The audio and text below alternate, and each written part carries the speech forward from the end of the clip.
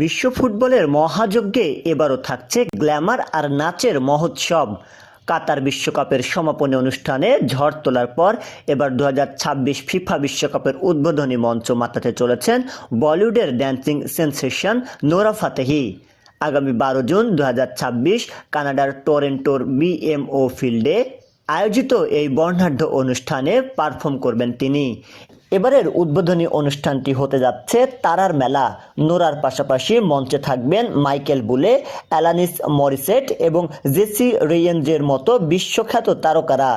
বাংলাদেশি দর্শকদের কাছে নোরার নাচের জনপ্রিয়তা তুঙ্গে, তাই এই সংবাদটি সোশ্যাল মিডিয়ায় ইতোমধ্যে ভাইরাল হতে শুরু করেছে। কেন এটি এখন টক অব দ্য টাউন? একমাত্র বলিউড প্রতিনিধি, বিশ্বমঞ্চে একমাত্র ভারতীয় তারকা হিসেবে নোরার সরব উপস্থিতি ভক্তদের জন্য বড় গর্বের বিষয়।